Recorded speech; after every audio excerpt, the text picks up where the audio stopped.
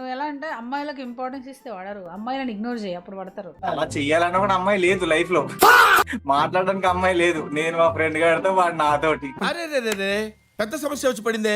అడిగి ఎప్పుడన్నా బోర్ కొట్టిందనుకో అమ్మాయిలా మాట్లాడతాడు నాతోటి. హలో తిన్నావారా పని చేయండి, ఒక వీకెండ్ లో అబ్బాయికి శారీ కట్టు, ఒక వీకెండ్ నువ్వు కట్టుకో. అది అది మీ చాయిస్, అది నాకు సంబంధం లేదు. ఏమిటండి మీరు మాట్లాడేది? ఏంటిది మాకేంటిది అంటున్నాను. ఏది నీ గర్ల్ ఫ్రెండ్ చూపించవా?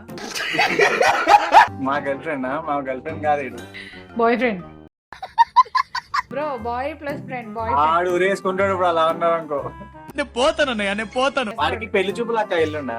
అవునా? అమ్మాయితోటే. అమ్మాయితోనే నాకు అదే కాసేపు. ఏముందిలే బ్రో, ఇవాళ రేపు పెళ్లిదేముంది, ఎవడో ఒకటి గర్ల్ ఫ్రెండ్ ఈయనకు పెళ్ళి అవుతుంది అంతే, పెళ్ళాం అవుతాం. ఎవడి గర్ల్ ఫ్రెండ్, ఎవడికి పెళ్ళాము, ఎవడికో గర్ల్ ఫ్రెండ్.